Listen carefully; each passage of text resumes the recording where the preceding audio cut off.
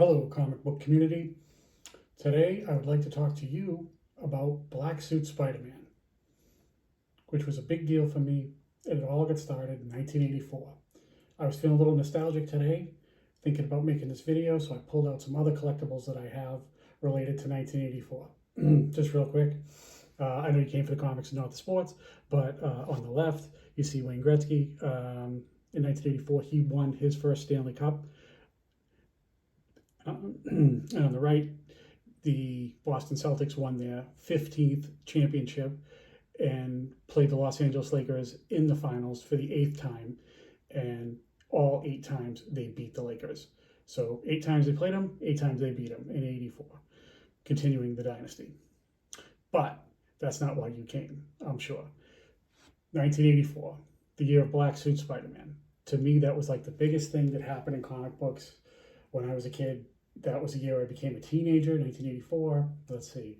It was just a big deal when the black suit came out. Everybody was in a race to get anything that had Spider-Man with the black suit.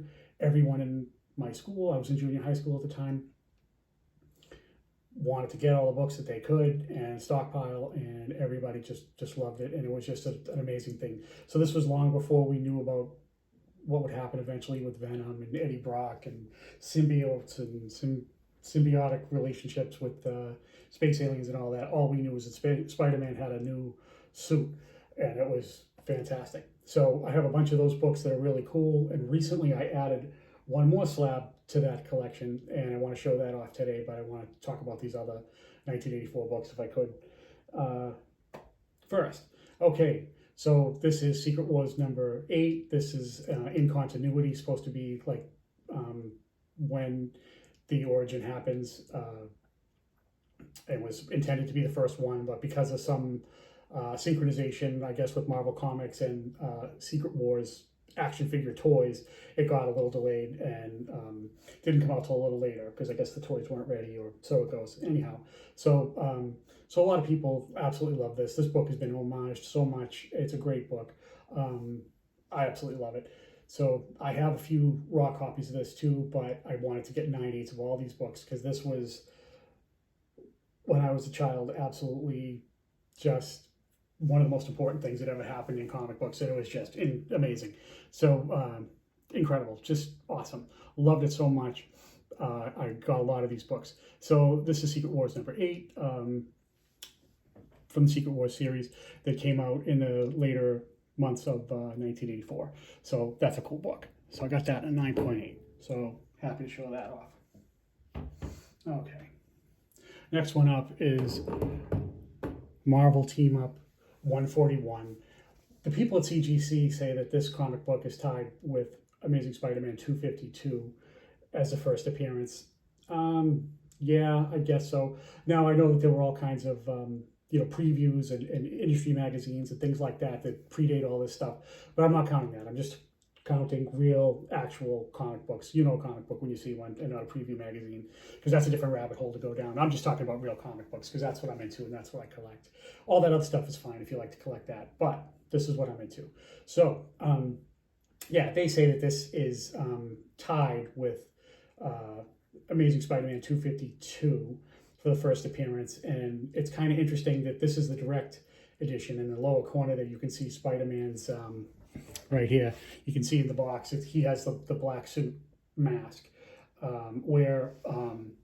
Here's my direct edition of Amazing Spider-Man 252 here, where he does not. So if they came out at the same time, isn't it curious that one would have the old Spider-Man and one would have the new for the direct edition? So they say that it happened, but I don't quite remember it like that. I think that the Marvel Team Up, which is a great book, absolutely, came out a little later. I don't know.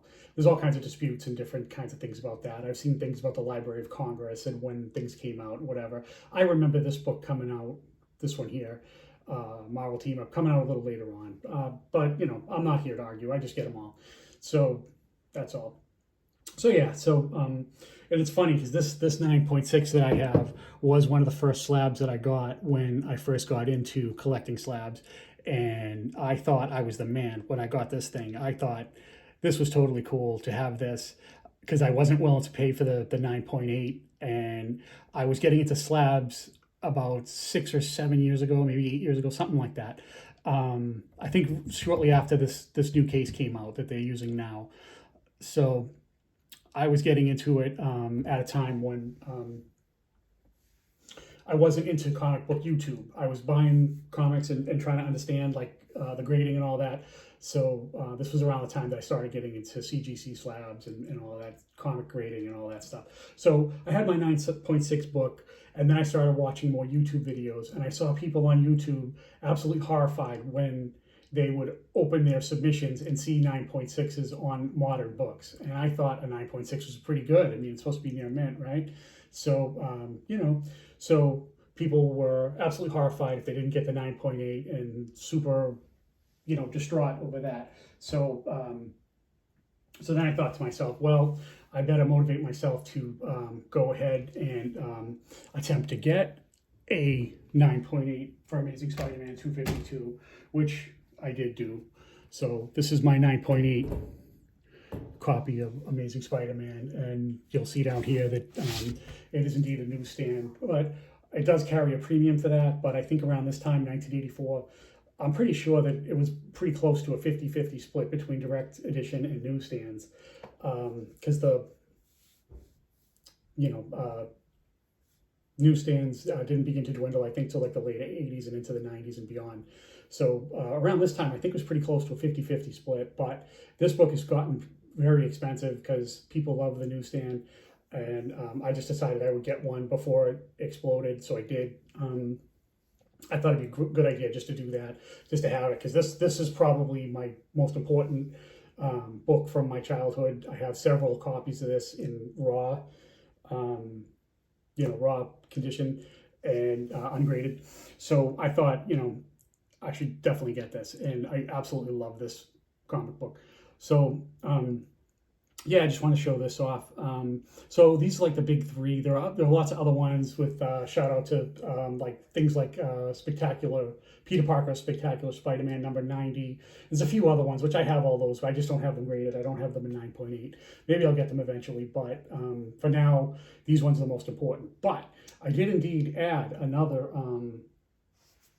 Black Suit Spider-Man slab to my collection. So talking all about the year 1984, when all these books came out, what book did I get? Let me show you. I got, what else? A book from 2019. Seems logical, right?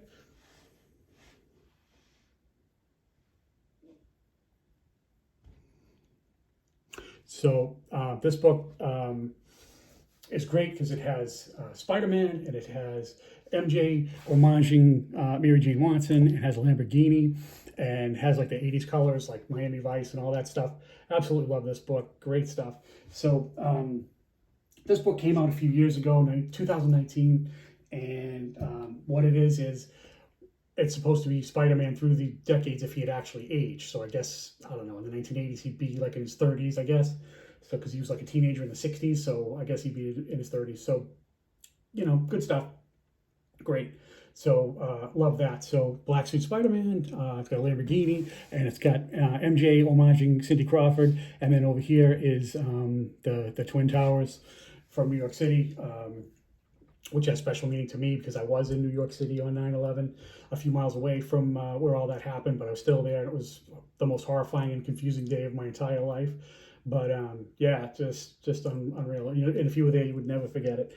But anyway, so yeah, I do. It is bittersweet for me to see the Twin Towers because I do miss them, but it's just horrifying, the act of terrorism and all that. But not to get into a rant, but yeah, this book is super tough to get. It's not incredibly expensive, I don't think. I think it's just sort of rare because it is a ratio variant, I believe 1 in 25, because it's from Spider-Man Life Story number 3, and yeah, this was the newest slab that I've gotten recently, and I thought I would show it off because I just absolutely love this book, and it rarely comes up for sale, but I just thought I would get it, and it's a real cool thing. You can see MJ there, and you see Spider-Man with his black suit, and the colors. The helicopter's awesome. Spider-Man dangling from the helicopter there. Just great stuff. I love this book. Absolutely phenomenal. So yeah, so that's a short little video from me today. Great little addition to my collection there. Not a 1984 book, but a 2019. But looking at it made me feel nostalgic for all my 1984 stuff. So, yeah, so that's my video for today. Thank you so much for watching. I appreciate you taking the time to check it out. Thank you very much. Have a great day, and we'll see you on the next one. Thank you. Goodbye.